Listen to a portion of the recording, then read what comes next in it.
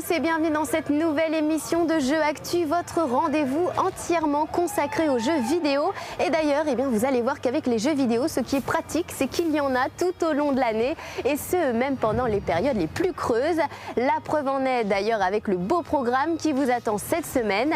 Vous découvrirez donc les tests de Marvel vs Capcom 3 qui devraient plaire aux amateurs de baston à l'ancienne, mais également Test Drive Unlimited 2 qui lui devrait plaire à ceux qui ne jurent que par les belles carrosseries.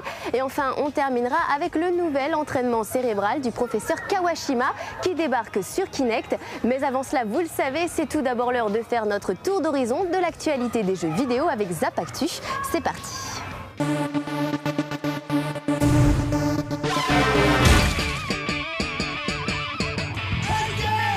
Salut à tous, bienvenue dans cette nouvelle édition de Zap Actu, l'essentiel de l'actualité de ces derniers jours, et on commence sans plus attendre avec des infos les plus chaudes.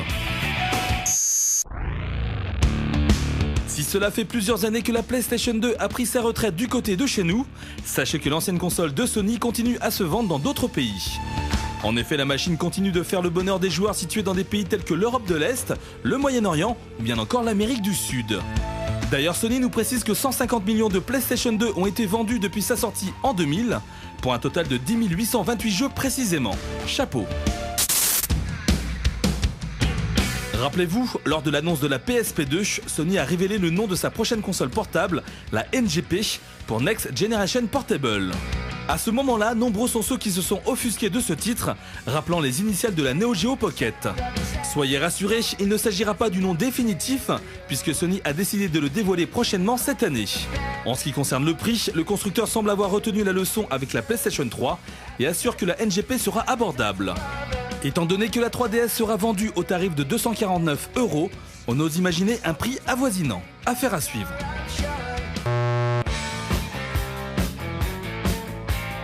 Cette semaine fut aussi l'occasion de découvrir les toutes premières images de Green Lantern, qui, on vous le rappelle, sortira au cinéma cet été. C'est Warner Bros Interactive qui s'occupera de l'édition du jeu, qu'on espère plus réussie que les autres adaptations du genre. En tout cas là, c'est mal parti.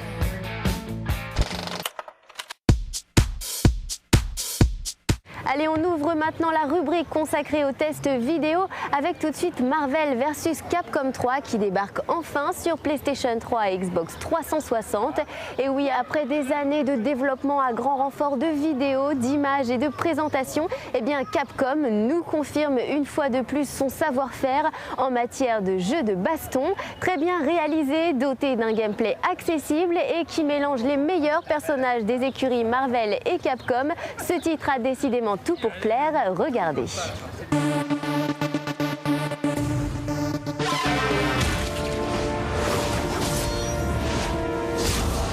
Depuis la sortie du deuxième épisode sur Dreamcast, la série Marvel vs Capcom suscite l'admiration des fans de jeux de baston. En attendant un éventuel Capcom vs SNK 3, Marvel vs Capcom 3 arrive donc sur Xbox 360 et PlayStation 3, avec la même ambition que ses prédécesseurs, à savoir nous offrir des combats spectaculaires pour nous en mettre plein la vue. Comme le veut la tradition, Marvel vs Capcom 3 dispose d'un casting de feu composé de 36 personnages accessibles d'office, enfin presque, car il faut dépenser quelques points pour débloquer certains combattants tels que Akuma ou Taskmaster. Si la présence de Ryu, Chun-Li, Wolverine ou bien encore Thor n'est pas remise en question, on regrette que les développeurs du jeu n'aient pas pensé à Cyclope et Gambit, pourtant deux figures emblématiques des épisodes précédents. En termes de réalisation, Marvel vs Capcom 3 est tout simplement magnifique. La modélisation des combats a fait l'objet d'un soin particulier et les décors regorgent de détails qui font plaisir à voir. Même l'ambiance sonore répond présent, ce qui permet d'obtenir un jeu de combat vraiment abouti. La base du gameplay repose sur l'opposition de deux équipes de 3 combattants, avec l'obligation de faire intervenir régulièrement les personnages pour gérer au mieux la barre vitale de chacun. À l'image de Tatsunoko vs Capcom, il faut combiner les coups faibles, moyens et forts pour réaliser des enchaînements dévastateurs. A noter que les débutants disposent tout de même d'une configuration simplifiée afin de se faciliter la tâche. Bien que les Furies sortent avec une facilité déconcertante, il faut quand même faire preuve d'un certain sens du timing afin d'exécuter les combos aériens qui représentent l'un des éléments clés du jeu. S'ils peuvent être contrés, ce n'est pas le cas de certains combos capables de dévorer toute la barre vitale, ce qui ne manquera pas de provoquer une certaine frustration chez le joueur.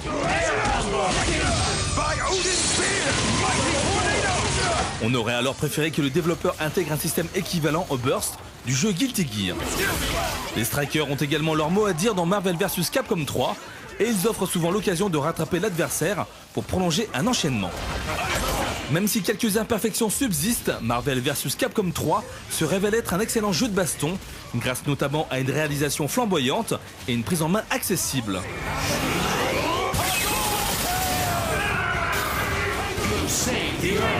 La note jeu actu, 16 sur 20. You win! Mission accomplished. Returning to base. Et l'autre jeu qu'il ne fallait pas manquer cette semaine, c'est bien évidemment Test Drive Unlimited 2 qui a été développé par les studios français Eden Games. Et oui, il aura donc fallu attendre 4 longues années avant que cette suite prenne enfin vie. Mais vous allez voir que si la série est désormais en HD, eh bien les changements ne sont pas vraiment majeurs. Voici tout de suite notre verdict.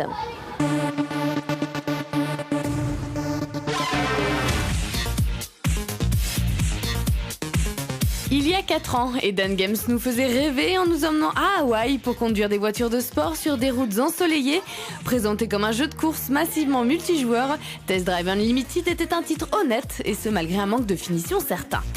C'est justement pour pallier à ces carences que les développeurs ont produit une suite sobrement intitulée Test Drive Unlimited 2.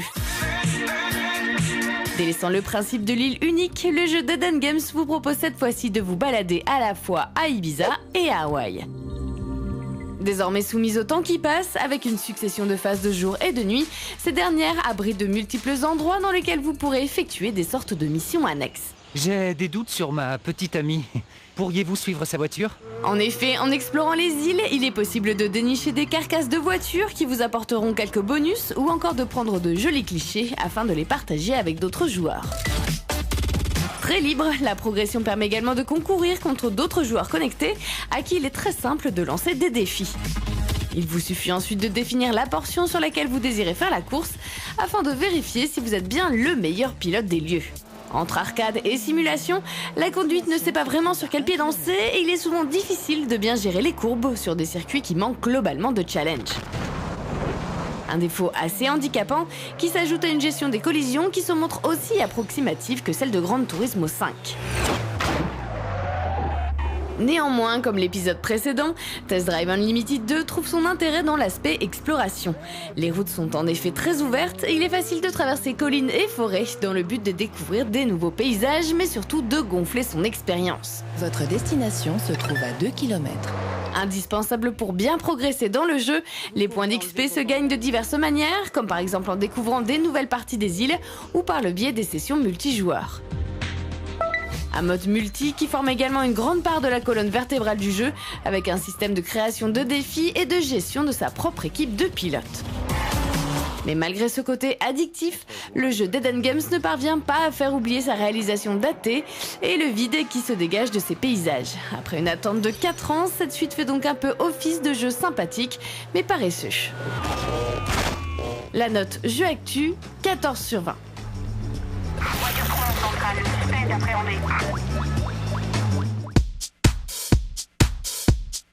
Allez, on va terminer cette émission avec un peu de légèreté puisqu'il est l'heure maintenant du test du nouvel entraînement cérébral du professeur Kawashima qui débarque sur Kinect de Microsoft. Et oui, en effet, après s'être fait une certaine réputation sur les consoles DS et Wii de Nintendo, voilà que notre docteur à la blouse blanche a décidé de proposer ses services à Microsoft avec des exercices à la fois utiles et ludiques. Je vous laisse regarder.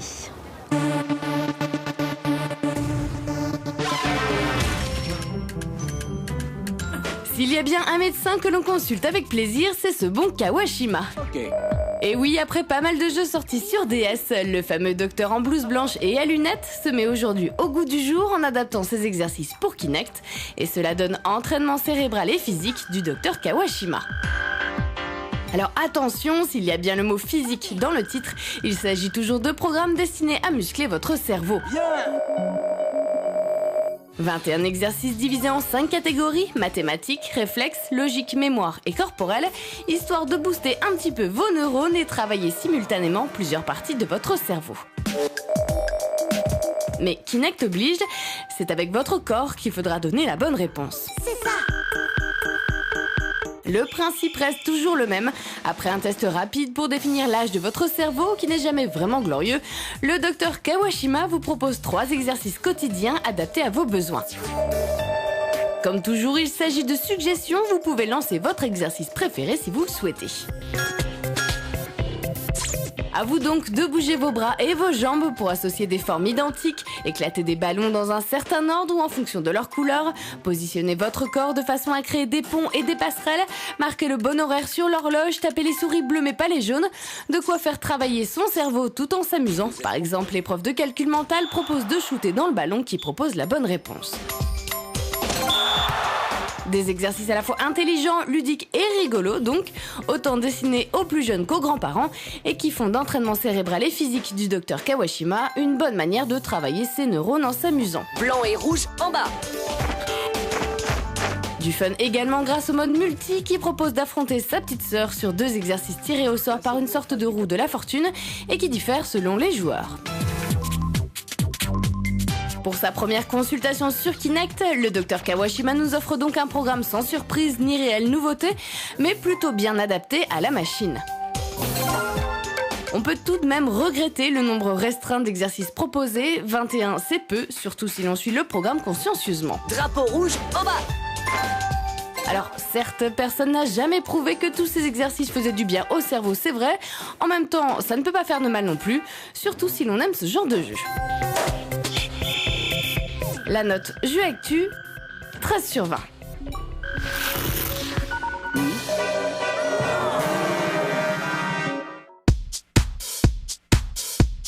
Voilà, c'est déjà la fin de cette émission Jeux Actu. J'espère que vous avez passé un agréable moment en notre compagnie. Bien entendu, j'aurai l'immense plaisir de vous retrouver dès la semaine prochaine pour un nouveau programme, toujours aussi passionnant. Et en attendant, n'oubliez pas, si vous voulez obtenir des news fraîches en matière de jeux vidéo, eh bien, je vous invite à vous connecter sur notre site jeuxactu.com. À la semaine prochaine.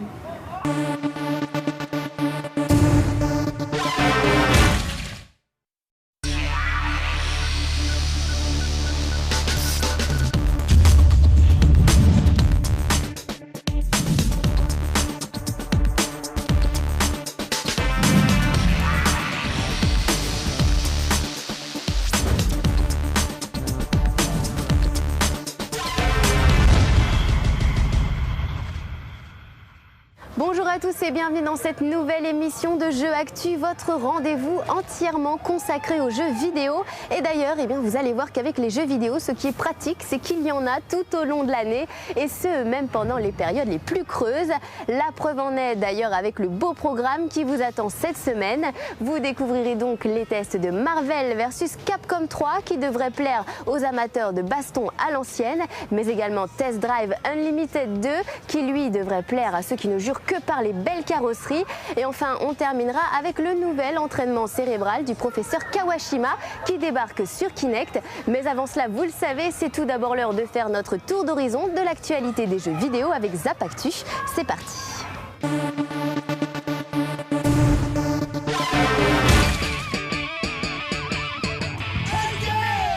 Salut à tous, bienvenue dans cette nouvelle édition de Zap Actu, l'essentiel de l'actualité de ces derniers jours.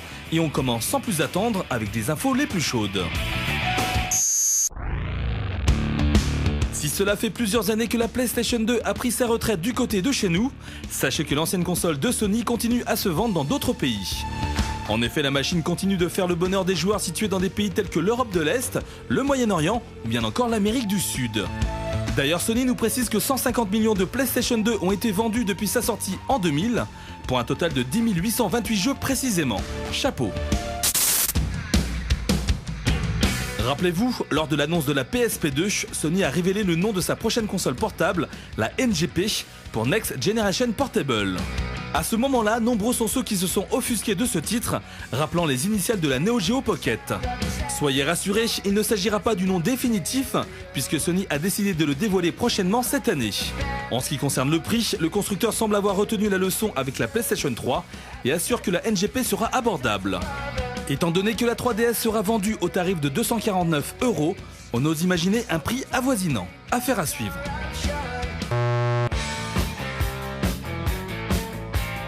Cette semaine fut aussi l'occasion de découvrir les toutes premières images de Green Lantern, qui, on vous le rappelle, sortira au cinéma cet été. C'est Warner Bros Interactive qui s'occupera de l'édition du jeu, qu'on espère plus réussie que les autres adaptations du genre. En tout cas là, c'est mal parti.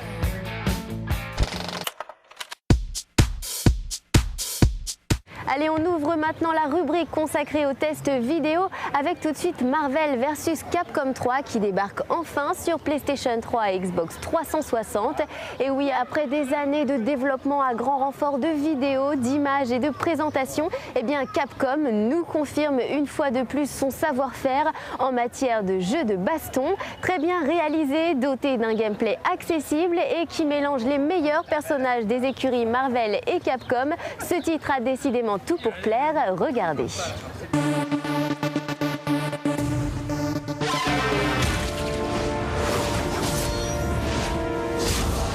Depuis la sortie du deuxième épisode sur Dreamcast, la série Marvel vs Capcom suscite l'admiration des fans de jeux de baston. En attendant un éventuel Capcom vs SNK 3, Marvel vs Capcom 3 arrive donc sur Xbox 360 et PlayStation 3, avec la même ambition que ses prédécesseurs, à savoir nous offrir des combats spectaculaires pour nous en mettre plein la vue. Comme le veut la tradition, Marvel vs Capcom 3 dispose d'un casting de feu composé de 36 personnages accessibles d'office, enfin presque, car il faut dépenser quelques points pour débloquer certains combattants, tels que Akuma ou Taskmaster. Si la présence de Ryu, Chun-Li, Wolverine ou bien encore Thor n'est pas remise en question, on regrette que les développeurs du jeu n'aient pas pensé à Cyclope et Gambit, pourtant deux figures emblématiques des épisodes précédents. En termes de réalisation, Marvel vs Capcom 3 est tout simplement magnifique. La modélisation des combats a fait l'objet d'un soin particulier et les décors regorgent de détails qui font plaisir à voir. Même l'ambiance sonore répond présent, ce qui permet d'obtenir un jeu de combat vraiment abouti. La base du gameplay repose sur l'opposition de deux équipes de 3 combattants, avec l'obligation de faire intervenir régulièrement les personnages pour gérer au mieux la barre vitale de chacun. À l'image de Tatsunoko vs Capcom, il faut combiner les coups faibles, moyens et forts pour réaliser des enchaînements dévastateurs. A noter que les débutants disposent tout de même d'une configuration simplifiée afin de se faciliter la tâche. Bien que les Furies sortent avec une facilité déconcertante, il faut quand même faire preuve d'un certain sens du timing afin d'exécuter les combos aériens qui représentent l'un des éléments clés du jeu. S'ils peuvent être contrés, ce n'est pas le cas de certains combos capables de dévorer toute la barre vitale, ce qui ne manquera pas de provoquer une certaine frustration chez le joueur.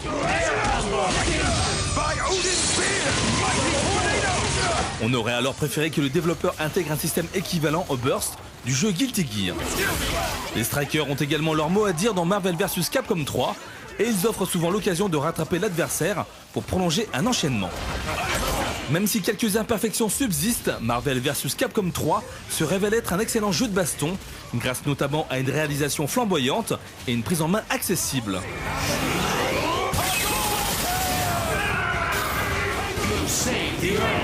La note jeu actu, 16 sur 20. You win! Mission accomplished. Returning to base. Et l'autre jeu qu'il ne fallait pas manquer cette semaine, c'est bien évidemment Test Drive Unlimited 2 qui a été développé par les studios français Eden Games. Et oui, il aura donc fallu attendre 4 longues années avant que cette suite prenne enfin vie. Mais vous allez voir que si la série est désormais en HD, eh bien les changements ne sont pas vraiment majeurs. Voici tout de suite notre verdict.